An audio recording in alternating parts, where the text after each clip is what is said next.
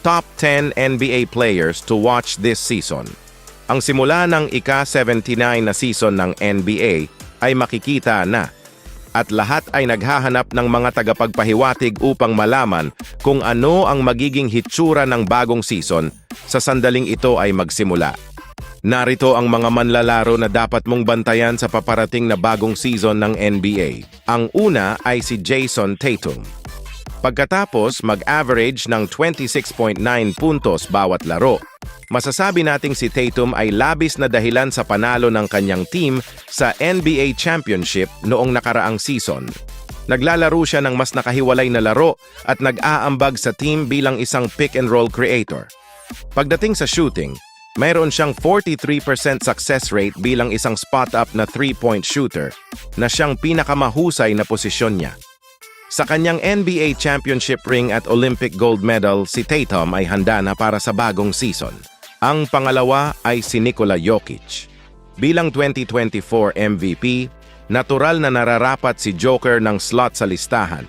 Si Jokic ay palaging isang kahanga-hangang manlalaro at noong nakaraang taon, habang ang Celtics ay nanalo sa lahat ng posible, napatunayan niyang isa siya sa mga pinakadakilang sentro sa laro. Mayroon na siyang 3 MVP awards sa kanyang pangalan at sa 2025, hahanapin niya ang pang-apat. Ang pangatlo ay si Luka Doncic. Walang manlalaro sa liga ang nakakabuo ng mas maraming puntos mula sa pag-score at pag-assist kaysa kay Luka Doncic. Mula sa kanyang mga kahangahangang pag-pass hanggang sa kanyang mga kakayahan sa pagmamarka, si Luka ang perpektong offensive player. Nag-average siya ng 33.9 puntos kada laro nung nakaraang season para masungkit ang Western Conference para sa Dallas Mavericks. Ang pang-apat ay si Devin Booker. Si Booker ay palaging isang mahusay na manlalaro, ngunit ngayon na siya ay naging isang maaasahang 3-point shooter, siya ay halos hindi mapigilan.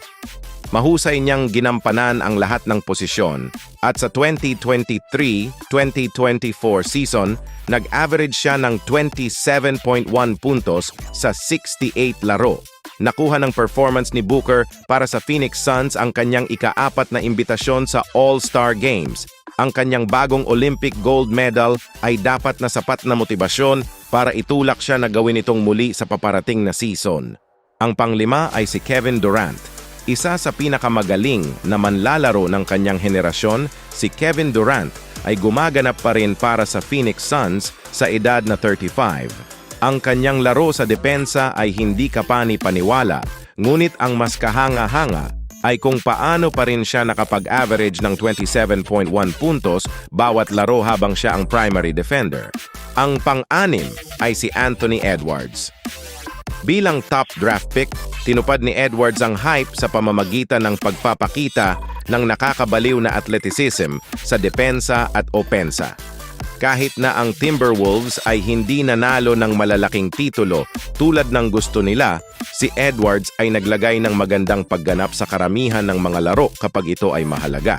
Nag-average siya ng 25.9 puntos bawat laro sa liga, nakakuha ng gintong medalya sa entablado ng Olympics at inaasahang magpapatuloy sa kanyang impresibong pagtakbo sa 2025. Ang pangpito ay si Giannis Antetokounmpo. Ang 2023-2024 season ni Giannis ay naputol dahil sa isang injury, ngunit sa oras na siya ay fit, siya ay isang ganap na banta sa liga. Sa average na 30.4 puntos, ang Bucks ay nasa isang kahanga-hangang pagtakbo hanggang sa kinailangan ni Giannis na umupo sa natitirang mga laro. Nangako siyang gagawa ng mga pagbabago at mas malusog na mga pagpipilian. Kaya inaasahan namin ang isang mas mahusay na Giannis sa 2025. Ang pangwalo ay si Joel Embiid. Ang isang angkop na Embiid ay palaging naglalagay ng isa sa mga pinakakahanga-hangang pagtatanghal ng basketball na maaari mong isipin. Mula sa 70-point game hanggang sa kanyang 49.8 points per 48-minute record. Ang manlalarong ito ay puno ng husay at athleticism. At bagamat nakakalungkot na umalis siya sa loob ng 2 buwan noong nakaraang season, inaasahan naming makita siyang muli sa kahangahangang anyo sa bagong season. Ang pang-siyam ay si Stephen Curry. Noong 2024 Olympics, ang 36 anyos na si Stephen Curry ay naghulog ng sunod-sunod na three-pointer para masungkit ang gintong medalya para sa kanyang bansa. Kahit na sa huling bahagi ng kanyang karera, si Steph Curry ay gumagawa pa rin ng ilan sa pinakamagagandang sandali ng basketball para sa club at bansa. Noong 2023-2024 season, nag-average siya ng 26.4 points sa isang laro. Inaasahan naming makikita niyang itulak muli ang kanyang team sa mahihirap na laro sa bagong season. Ang pang-10 at panghuli ay si LeBron James. Isa itong walang katapusang karera para sa isa sa pinakamahuhusay na manlalaro ng basketball.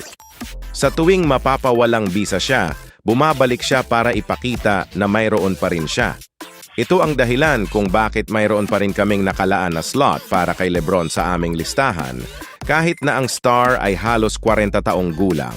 May espekulasyon pa rin kung itutuloy niya o hindi ang Los Angeles Lakers at makikipaglaro kay Bronny o aalis sa team.